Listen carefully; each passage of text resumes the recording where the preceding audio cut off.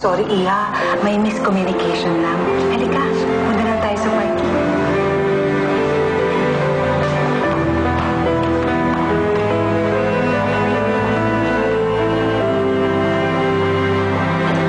Busing, wala pa ba? Nasa loob na yung mga kasama ko, oh. Tanongin nyo kayo may birthday para malaman nyo kung invited ako dito. Kirby? Oo, anong ginagawa mo dito? May nangyaring diskriminasyon dito eh. Subukan mong pumasok. Hindi ka rin papasukin yung mga yan. Pwede nga lang magwala dito, ginawa ko na eh. Kaso, sabi nila pag nagwala daw ako dito, makukulong ako. Dali lang. Francisco Salazar. Sir. Bakit ho siya? Hindi pwede pumasok? Anong problema?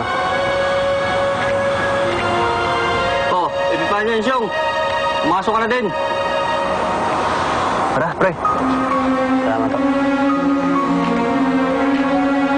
Ano ba yung kinakaba mo? Party yung pinuntahan ng kapatid mo, hindi giyera.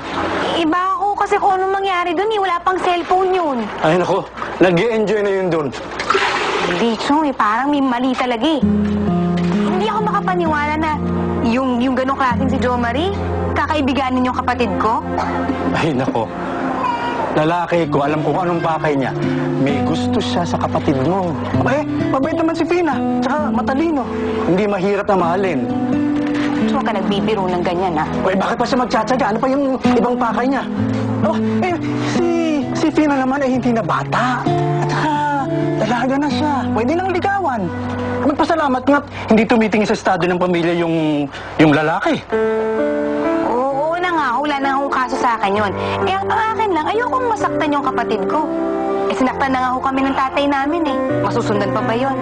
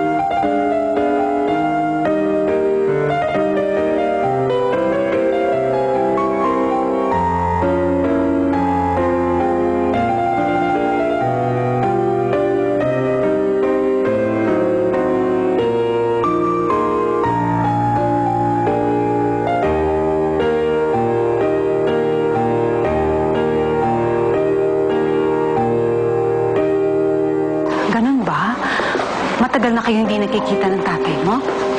Opo. Magkaaway ho kasi sila ng ate ko. Nagnakaw po kasi siya at nakulong. Alam ko, pumunta siya dun sa asawa ko ng isang araw. Magpapasalamat daw. Nagpunta? Nakalaya na ho yung tatay ko? Oo, binigyan na siya ng pardon ng presidente. Pasensya ka na sa abala. Kailangan lang kasi ng background check ng lahat ng mga bisita ng party. Ako, naiintindihan ko po. Ibig sabihin yan, kilala niyo na ako. Oo naman. Di ba taga Zambales kayo? Kasi doon din kami galing eh. Opo, ka-birthday ko nga ako si Isabel eh. Birthday ko rin ngayon. Alam niyo, kasabay kong pinanganak yung anak ninyo. Tapos, di ba din yun sa ospital na nasunog? Sabi kasi sa TV, nandun kayo nanganak.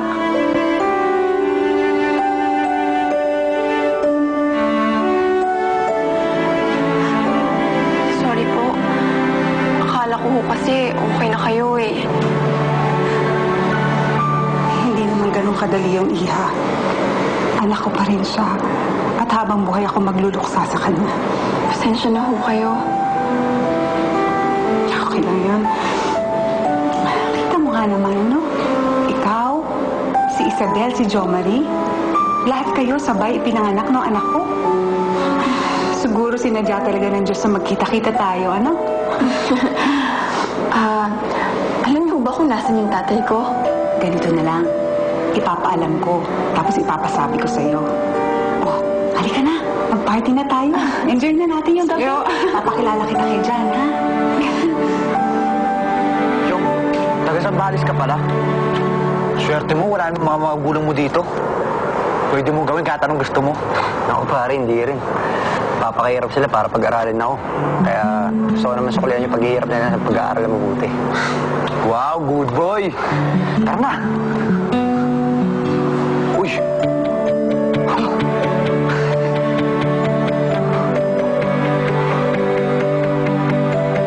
Wow, pare, parang palasyo! Ang laki! Nasa kayo si Pina? Hindi ko rin alam, pare. First time ko rin nakapasok dito eh. Mabuti pa, sumunod tayo sa mga bisita.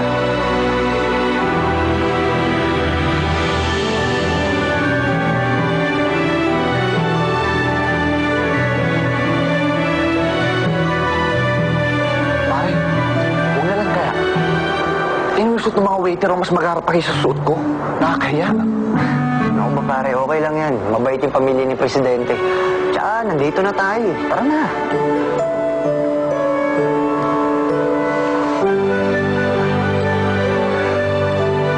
Uy, Eddie. Tara na. Tara, tara.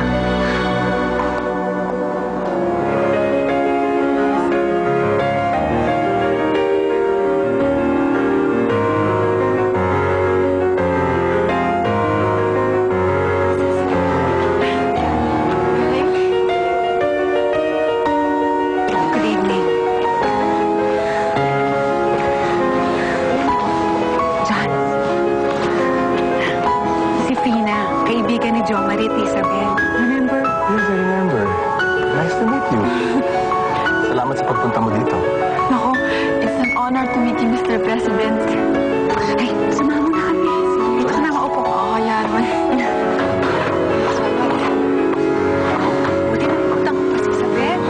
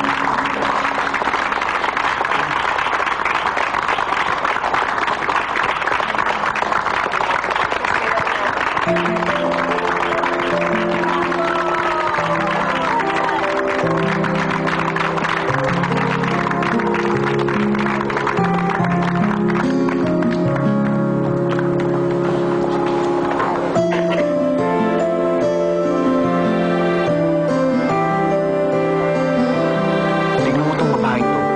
Tuwang-tuwa, tirik na tirik ang mata oh. Ano? Alalang-alala pa naman ako sa kanya. Kala ko na paano na siya. Yung pala, nakaharap lang yung Presidente at First Lady, nakalimutan na ako. Pare, kahit naman ako siguro. Pag nakatabi ko yung Presidente at yung First Lady, baka makalimutan ko nasan ako. Intindi mo na lang. Teka, ang garam ng damit oh. Saan niya galing yan? Kanina naman di yung suit niya nung umalis sa bahay eh. Baka may nagbigay.